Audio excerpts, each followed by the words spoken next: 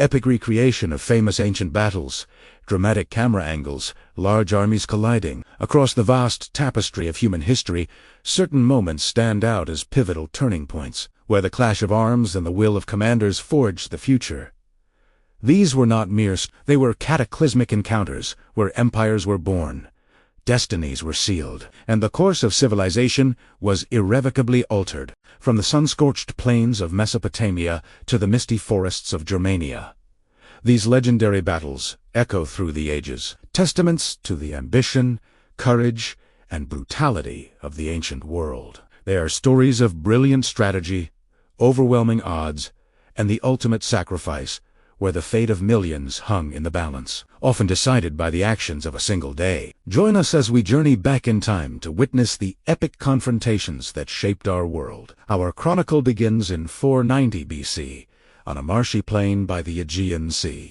The mighty Persian Empire, under the command of King Darius the Great, was the undisputed superpower of its time. Its domain stretched from the Indus Valley to the shores of Libya, a sprawling colossus that had swallowed kingdoms whole. Now, its gaze was fixed upon the fiercely independent city-states of Greece, which had dared to support a rebellion within its Ionian territories. A punitive expedition was launched, a massive force of infantry and cavalry sent across the sea to make an example of Athens, the heart of the defiance. The Persian fleet, a symbol of Darius's immense power, landed at the Bay of Marathon, a mayday 26 miles from the city. The Athenians were outnumbered, outmaneuvered, and seemingly doomed. Panic gripped the city as the looming threat of enslavement and destruction became terrifyingly real. In this moment of existential crisis, Athens turned to its citizen soldiers.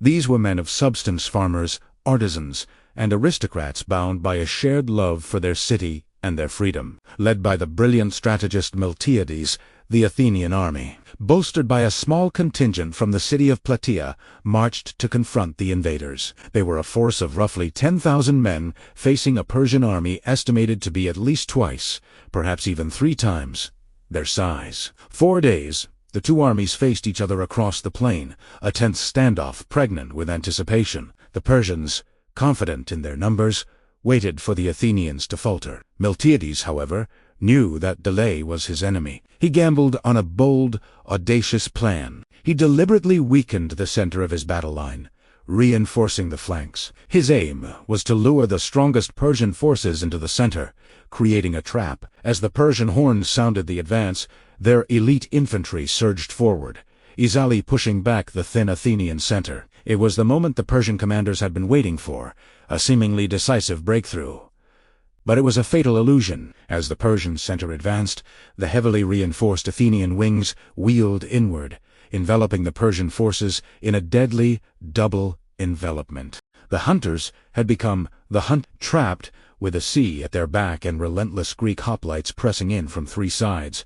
The Persian army disintegrated. Chaos replaced discipline as soldiers fought not for victory, but for survival. The Battle of Marathon was a stunning, almost unbelievable victory for Athens. It proved that the seemingly invincible Persian war machine could be defeated. More importantly, it was a triumph for the nascent idea of democracy and freedom over imperial despotism. The victory at Marathon fueled a golden age for Athens, fostering the confidence and cultural efflorescence that would lay the foundations of Western civilization. Nearly 2 centuries later, the balance of power had shifted dramatically. The Greek world had been united, not by a Persian king, but by a Macedonian one, Alexander the Great.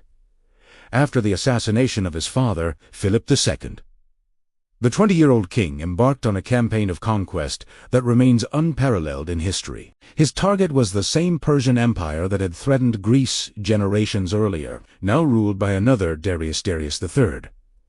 Alexander, with his small but battle-hardened Macedonian army, crossed the Hellespont and began his legendary invasion of Asia. After a series of initial victories, the decisive confrontation loomed in 331 BC on the plains of Gaugamela, near modern-day Mosul, in Iraq. The 2 greatest armies of the time prepared for a final, epic showdown. Darius III had gathered the full might of his vast empire, a multi-ethnic force of infantry, cavalry, scythed chariots, and even war elephants, numbering by some ancient accounts, over 200,000 men. He had chosen the ground carefully, a wide, flat plain prepared to maximize the effectiveness of his chariots and cavalry. Facing this immense host was Alexander's army of fewer than 50,000 Macedonians and Greek allies.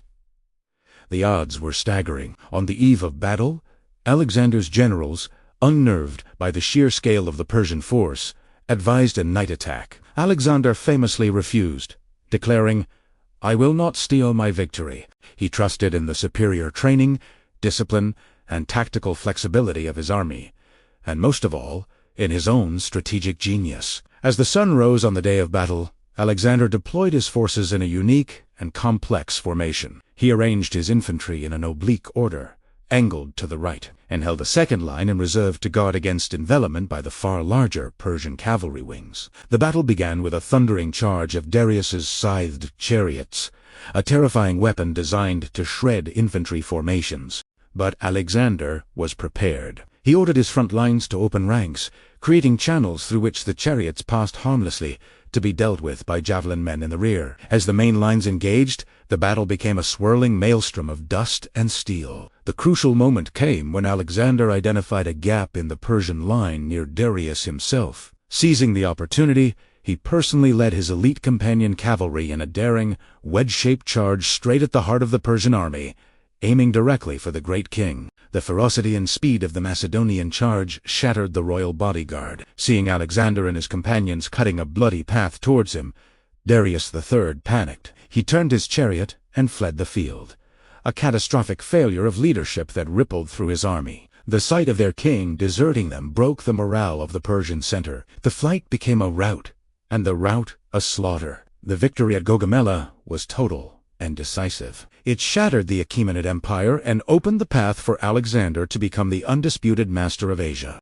His victory not only created the largest empire of the ancient world, but also initiated the Hellenistic Age, a period of unprecedented cultural fusion where Greek language, art, and philosophy spread across the known world, forever changing the civilizations of the East.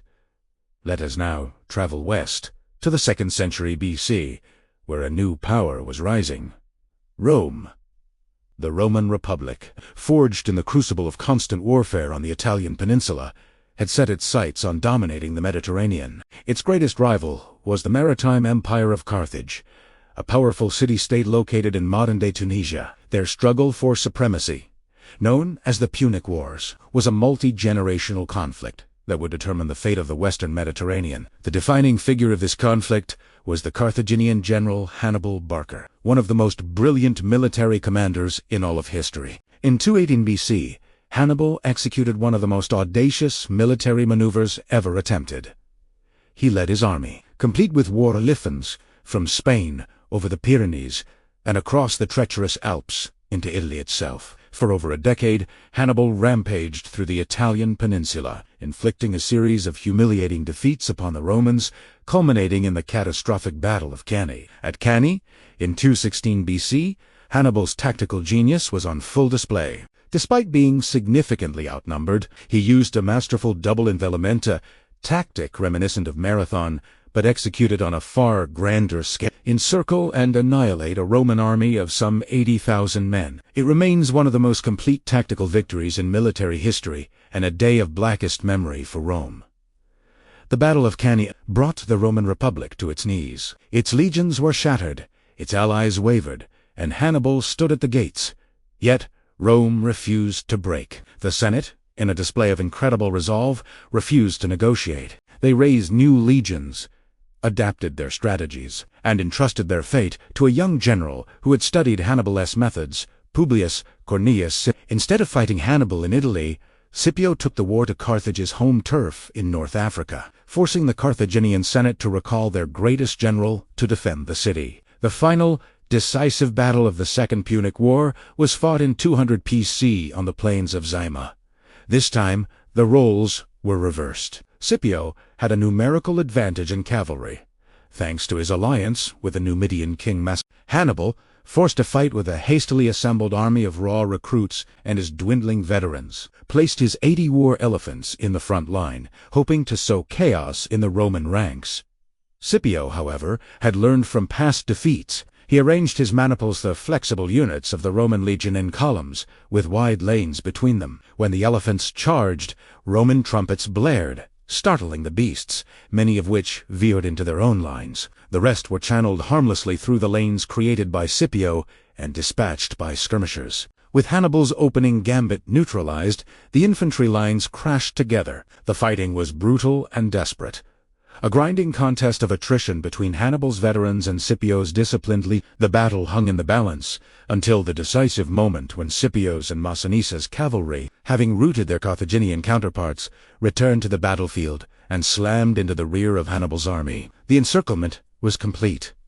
Hannibal's army was destroyed. He himself barely escaped. The Battle of Zama ended the Second Punic War, shattered Carthaginian power forever, and established Rome as the unquestioned master of the Mediterranean. Scipio was hailed as Africanus in honor of his triumph, and Rome was set on its imperial path, a trajectory that would lead it to create an empire that would endure for 1,000 years. Legendary battles decided the destiny of entire civilizations.